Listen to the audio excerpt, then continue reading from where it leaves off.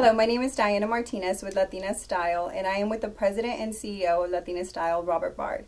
So today we're going to talk a little bit about the Latina Style 50. So I wanted you to kind of talk to us about what is the Latina Style 50 survey. Hi everybody.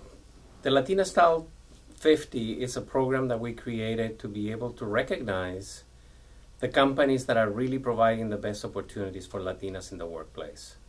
It is something that we thought it was extremely important because Latinas tend to be extremely loyal to the companies that they work for. Once they choose a place to work, they stay there, and they stay there a long time. So we wanted to make sure that the companies that they chose were the companies that were going to provide them the very best opportunities to grow in the workplace. So can you tell us a little bit more about how the Latina Style 50 survey started? And in what year, and kind of how the concept came about? In 1998, we convened some of our friends and Latina leaders across the nation and began to work on a potential survey that we could use to measure how the companies were reacting to the Latina in the workplace, to the growing number of Latinas in the workplace. There were a lot of Latinas already in corporate America, but all of them working at very low levels. So 1998 comes, and we find ourselves that to really be successful with a survey that really made an impact, we needed the CEOs of the corporate 100 to respond to our letter.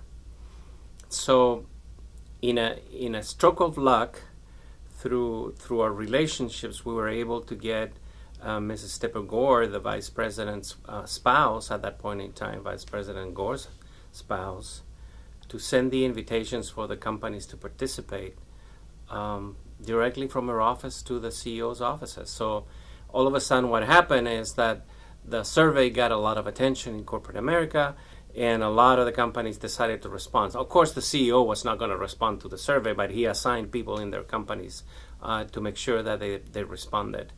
And after the selection had been made, Mrs. Gore hosted us for the presentation of the awards at the Vice President's residence in Washington, D.C., in a wonderful event in which we recognized the top companies.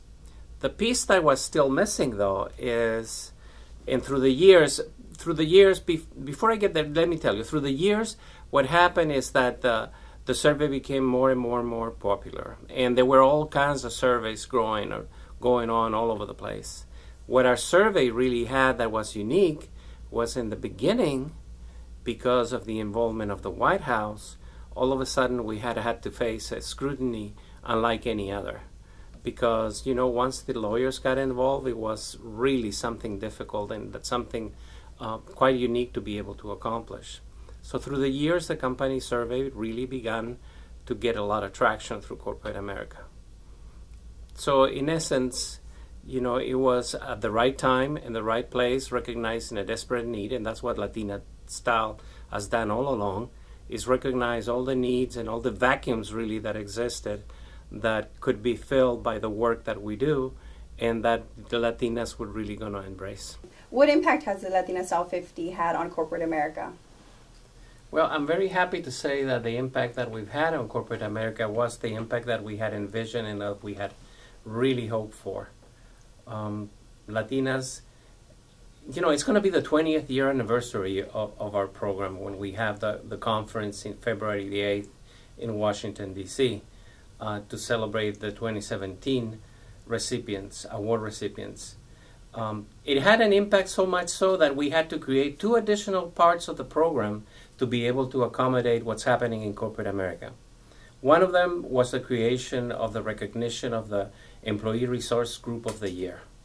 And that is something that now it's done all over the country, but when we began doing that in 2004, it was something new. It was an innovation that had not taken place. And even at that point in time, the ERGs were pretty much a social group that they would get together to celebrate Hispanic holidays, if you will. Now the ERGs play a significant role in what the corporations in the United States are doing to address the Hispanic market, to the point that some of the corporations have had their ERG create products that have been introduced into the market. At the same time, so we had the ERGs, we had the corporations, and what was missing was the central part of all of it and what really binds all the programs together. And that is to recognize the Latina Executive of the Year.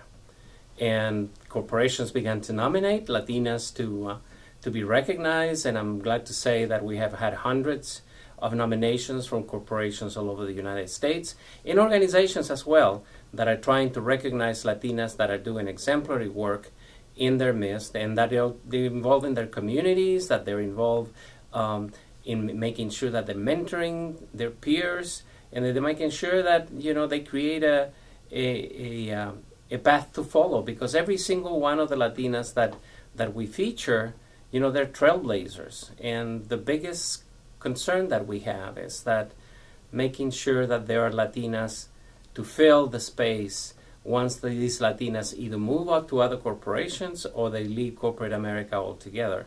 We need to have a pipeline.